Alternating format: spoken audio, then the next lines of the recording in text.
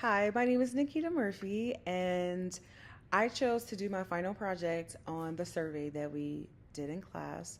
I called my survey the Love Language Survey.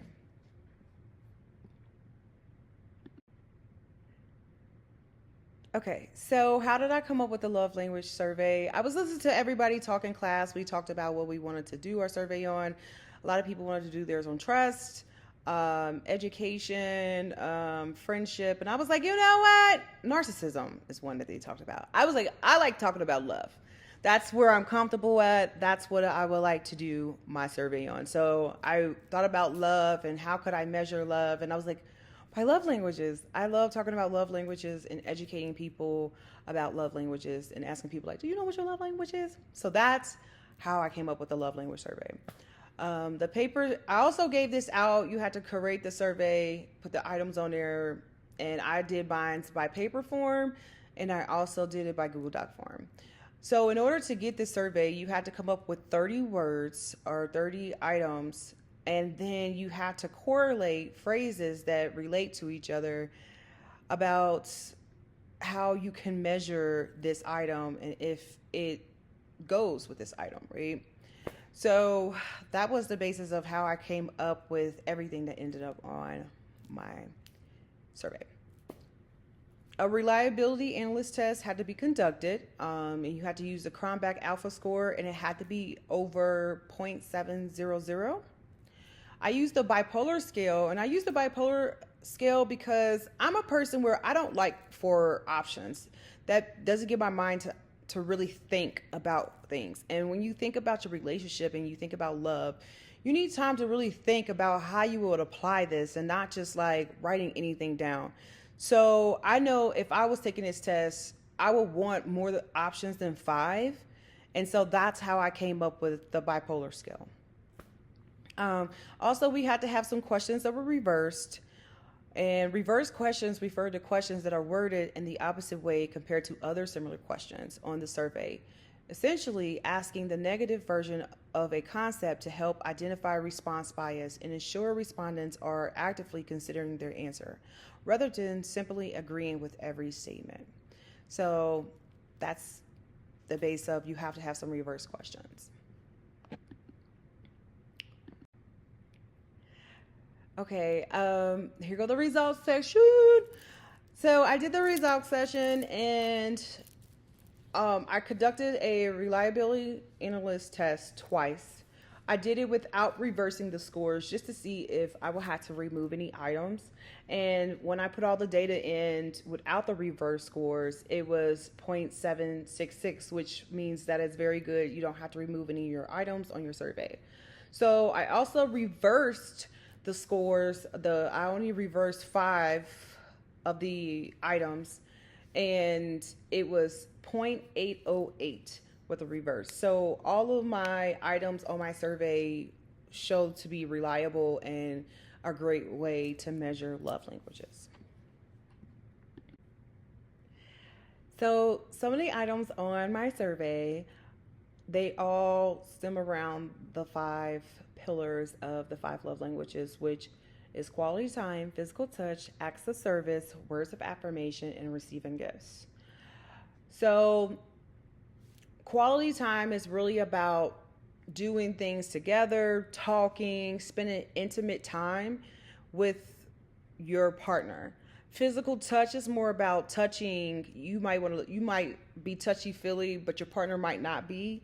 That's what physical touch is. Acts of service is like helping your partner out, like maybe doing their dishes or cleaning up their house. Is a service of like I like to show this to my lover. I like to give them an act of service to show them that I love them. Words of affirmation, meaning I speak positive over my lover in the morning. This is through words, text messages, leaving notes, writing letters is all words of affirmation. Receiving gifts or tokens is like you like to receive gifts that cost money like you might need that in a relationship to say like, hey, this is what I like to receive when it comes to my lover in a relationship is a gift, or I like to give a gift. So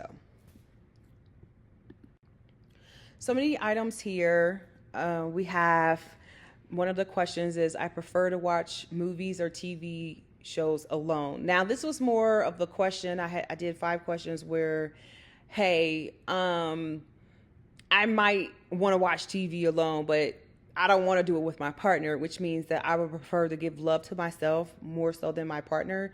So I wanted 5 questions to be just about like self and see if people were more like selfish or not to not give this love. And as you can see, some people I prefer, even though I love, but sometimes with movie shows, like I'm a big Power fan by 50 Cent, I will watch it when everybody sleep. So as you can see here, like a lot of people, there was a lot of different answers here. It wasn't just like, hey, people prefer more, neither right or wrong. As you can see, it was more of everything. Strongly agree, strongly disagree. So everything was picked. Over here on the left-hand side, as you can see, it says, I show my appreciation to my lover by cooking them a meal. That had a little bit of everything because there were some people who like do not like to cook for their lover because they probably don't know how to cook. So this wouldn't be an act of service that they would do for their lover. And it says, usually I do not particularly appreciate it when my significant other speaks to me. As you can see there, like a lot of people, they paid attention to that question, but the people that actually said they agree with the statement really don't like, they were actually married. I actually know the person who answered that actually married and like they want to get a divorce. So they don't like that. So I would say that like that was pretty good that out of the percentage there, you can see like from the point of view, like this is really good questions to ask. The method that I chose to do, I had 78 participants take my study. I had a lot of people participate. I still got people coming in with their answers, and right now I probably got about 93 compared to when I first wrote this paper. Today I checked. I was like, dang, like 5 more people did this study. I probably need to turn it off. The participants were random people from like my social media accounts. I have a podcast, so a lot of people that listen to my podcast, people at school are just the paper forums were a lot of people at school at my church that I go to.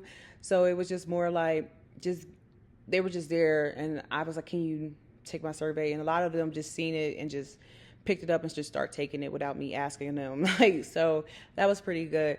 The age range for my study was 18 through 78, which I was really happy. I had a lot of people that were older take my love language, and they really enjoyed it.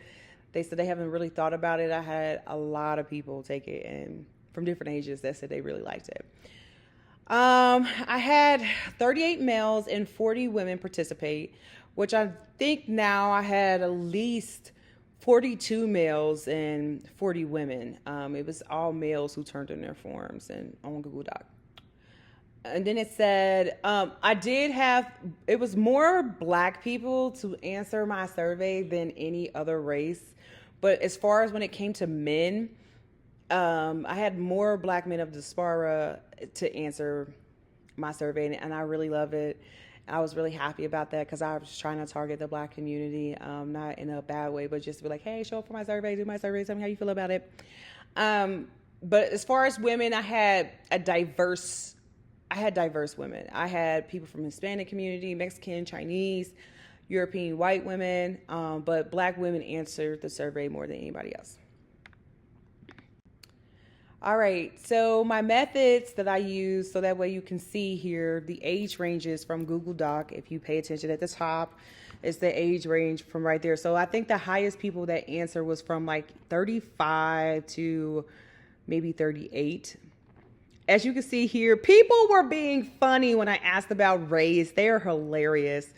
They wrote everything. African American people was 3, black people is 13%. If you see that up there, it says that.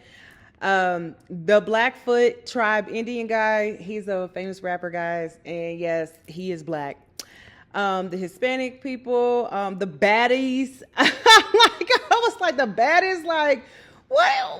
Why would you write that? Then I had somebody write they were a white mutt, which is crazy. I had a female. I had somebody say that they're fluid. So I guess that's where their sex change whenever, they want to change. I don't know what that means. But then somebody wrote make when they meant to write male. But It was really funny. Now on the paper survey, I had black people write that they were Negroes. They're so hilarious, but I love black people, by the way, because I am black, but it is so hilarious. But I really enjoyed giving this out because people just really wanted to help me and they wanted to take the survey. So there were 30 items in the survey, 5 items each related to different pillars of the 5 love languages. For an example, 5 items about quality time, 5 items about physical touch, 5 items about words of affirmation, and 5 items about gifts, and 5 items about acts of service. The other 5 questions were about giving love to themselves and nobody else.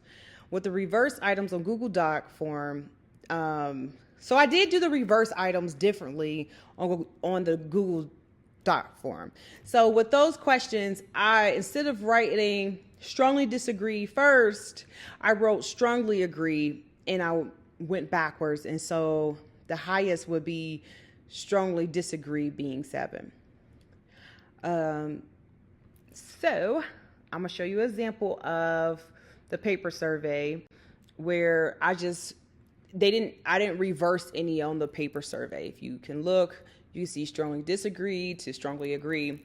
But on the Google form, it looks exactly, you had different options to say this. Besides, it starts with strongly disagree for every other question besides the reverse questions.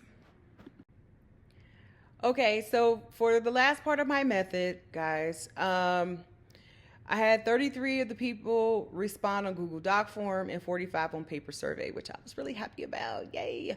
But it's a little bit more now on Google Doc. 5 of the questions that were reversed was 5, 7, 9, 24, 26. So just so you can know, like, some of the questions that I ask, 5 was, I'm not particularly eager to help my significant other when they are under stress. I'm not fond of it when people ask to spend time with me. Usually, I do not particularly appreciate it when my significant other speaks to me. I do not appreciate receiving a music playlist to my lover because music is his own love language, but that's a different conversation, different day. So I really love that question because I like music. And then it says, the last question, 26, will say, I wouldn't say I like holding hands in public. Okay, that's a part of physical touch and quality time. So overall, what do I take from this survey? Overall, people know how they want to give love and receive love. Of the 5 love languages, there are some people that like other love languages than the other. Like, some people don't like to do acts of services. Some people like physical touch more. Some people were they like 3 of the love languages more than the other 2. Some people like all 5 of them equally. But overall, like, people really do know how they like to receive and give love. Humans are made to be in a relationship, even if one is dating or married.